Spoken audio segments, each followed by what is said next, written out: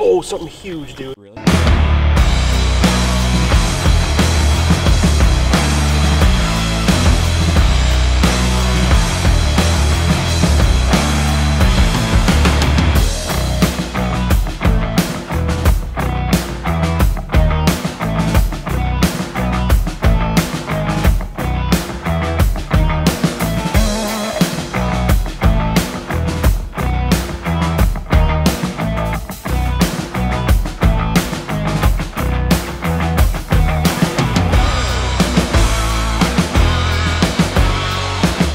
Well, good evening, ladies and gentlemen. Welcome back to Woods North, and it may not look like it right now, but welcome back to the shores of beautiful Lake Champlain. I'm here in Addison County, Vermont, partaking in one of my favorite spring activities with Sprague.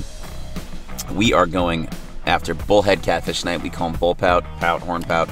There's a million different names for these fish. It's the one of two catfish species we have here in Vermont, others being channel cat. So bullhead or bull pout are considerably smaller, but they are by far my favorite fish to eat out of Lake Champlain. So if we get into them tonight, I'm going to do another catch and cook here for everybody.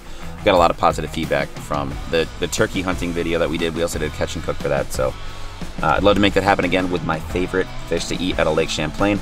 Tonight we are fishing with just a few beater rods. I used to fish with these rods back in high school and college. They're like a couple of old ugly sticks. They're indestructible, but they're not like the finesse rods that I use for lake trout and pike and bass and all those other fish that I chase on the boat. And the rig is simple. It's just a drop shot rig, and we have 3/4 ounce casting weights on the bottom of these rigs, and then about 1.5 feet up the line we have a combination. We have a few rods tied with treble hooks, and we have a couple tied with octopus hooks too. Ball a bunch of night crawlers on there. Any really kind of cut bait or catfish bait will do. Just let them soak on the bottom. Those glowing objects just below every rod that we're using, those are glow sticks. It allows us to see in the dark if a fish is taking the bait or not. But Sprague's getting everything set up right now. I am not braving the elements with him because there has been an absurd amount of gnats that have come out tonight. And there's a couple hundred that made their way to my truck with me as I'm filming this. And you'll see as soon as we turn the lights on outside, it's like a horror movie. So hopefully, before we get too fed up with the bugs, we're going to be able to get in some catfish here. So stick around and stay tuned.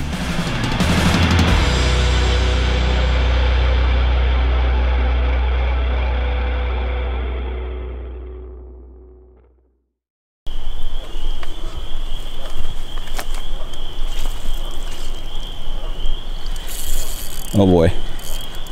Is that pout? Doesn't feel like it's too big. Broadish, just splash this thing on. Put it on.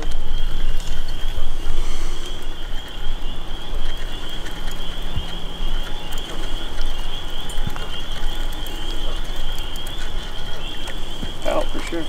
There we go. Beach him. My foot is stuck in the mud. There we go.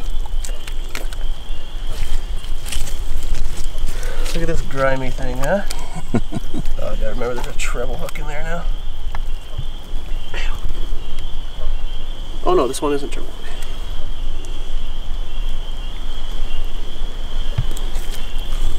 Crouch down a little bit. I don't know where you are.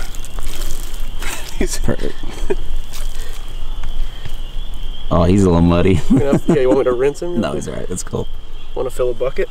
Wait, give me some skin real quick. Drop the rod. Just I'm drop trying to put this somewhere so I don't get stuck in the mud. I can't see your fish. There we go. Oh yeah. Alright.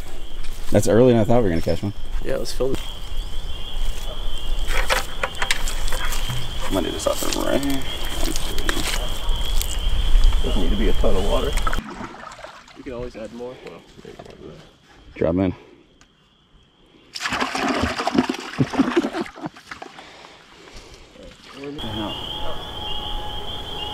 No way we got picked.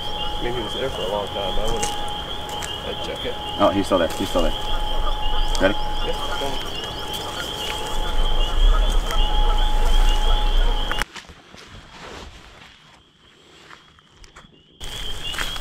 Take him. He's there. Yeah, maybe. Definitely a pout. Not very big. Big enough. Oh, definitely not a pout. That is not a pout. That's a fat perch. It's a very large perch. That could also be what's picking us clean out there. Probably is. That's a fat one. It is a big one. Bring him close.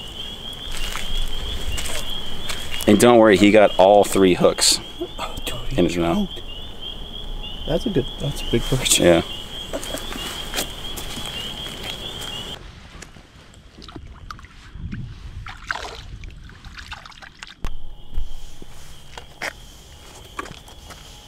Dude, these bugs are hilarious.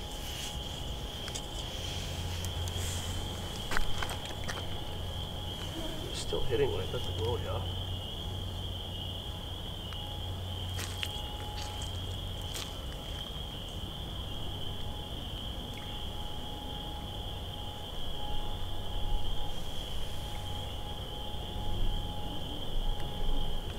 Oh, something huge, dude. Really? Yeah. It's something big. All right. Oh, it could be a channel. Oh, broke it. Really? Yep.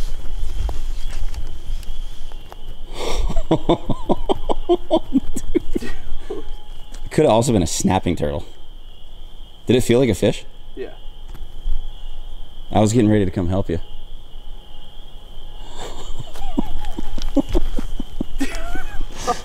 Oh, dude, something huge. Dude, I set the hook and I couldn't believe it. Yeah, I couldn't believe that either. Holy smokes, dude. All right. That would have been unreal, dude. Dude, I don't know what that was. You got the end right there. I do? Okay, yeah. Just put it down. Oh, blue's one off, blue's one off. That was crazy. Oh boy, just turn that light real quick. It's still recording.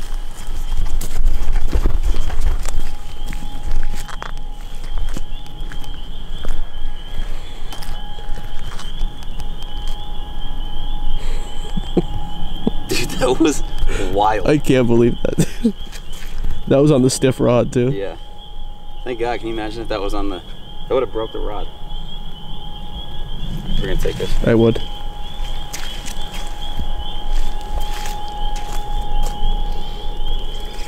Oh yeah.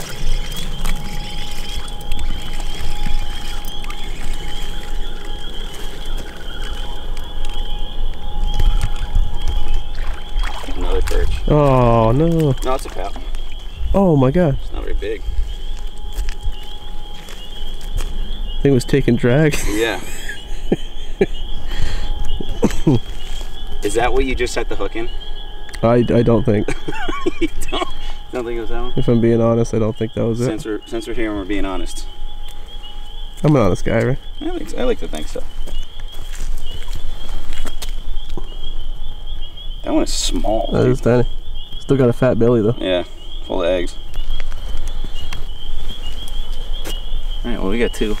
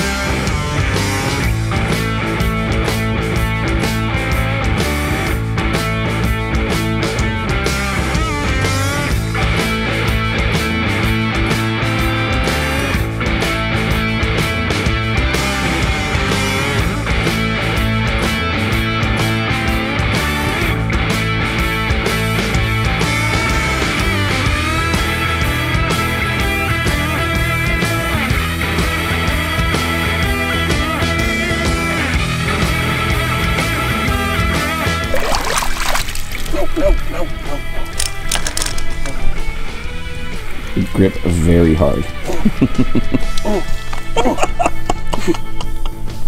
Dude, I can't. I can kind of see why this is funny from this end now.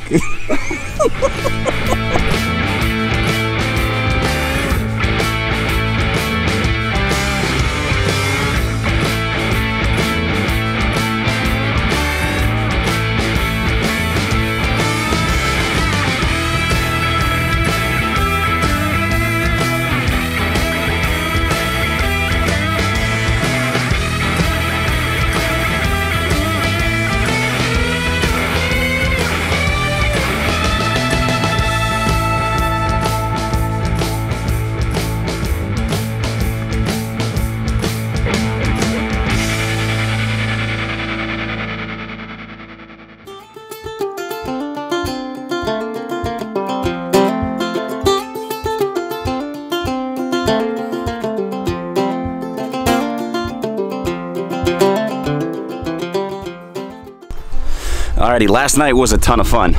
We gave it to about 11:30, 11:15.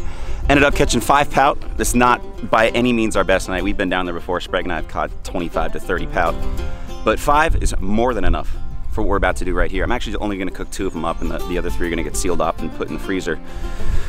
But we did finish with a couple other species as well. I managed to catch 2 yellow perch. We also pulled in 3 American eels, all of which were over 24 inches. So those are 3 master angler fish right there. Eels are apparently really good eating, but they're super slimy and hard to handle.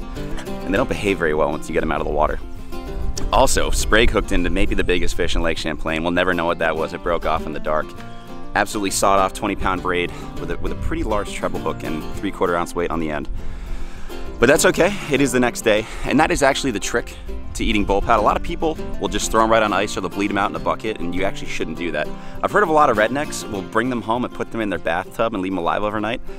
I wouldn't recommend doing that. They survive just fine in a 5-gallon bucket. So what we did is we put them in some fresh water, the cleanest water we can find, and they actually just hung out in the bucket, in the water that we brought from the river overnight, and that allows them to flush all that silt and all that muck out of their gills, and that helps with the fishy flavor a ton. Because when prepared correctly, bullpout tastes more like fried chicken than anything. It does not taste fishy whatsoever if you prepare it the correct way.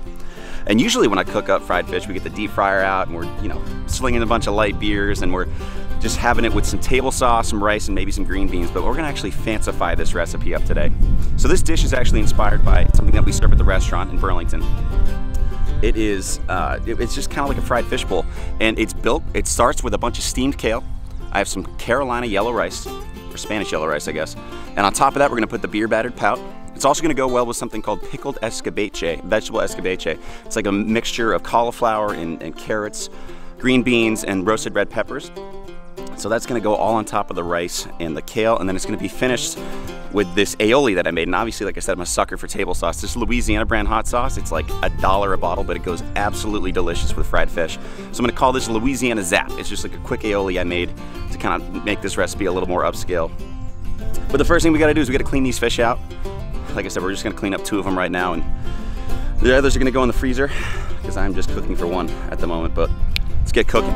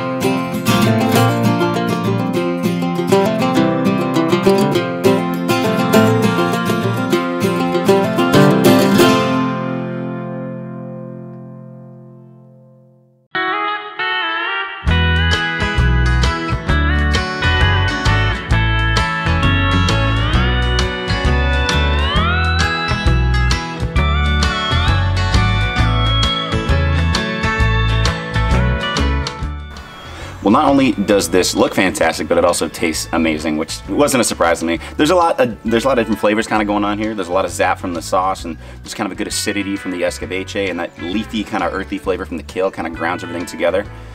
And so this is, you know, probably a top 5 bull pout kind of meal I've ever made. I'm still a sucker for doing it the old-fashioned way. I do love paper plates and the deep fryer on the back porch with some cheap hot sauce. But I will say this is by far some of the best bull pout I've ever prepared, and I'll definitely be doing it like this again. And thanks for tuning in if you're still here. I got a lot of positive feedback from that turkey catch and cook that we did, so I'm going to try to bring a lot more of this content for the rest of this year, over the summer, and hopefully we're going to be out in the river, out in the boat, even on the salt water possibly. And I'd love to have you all along for the ride. So until next time, people, as always, be good. My name's Larry. This is Woods North, and I'm going to finish this off camera, all right? Peace.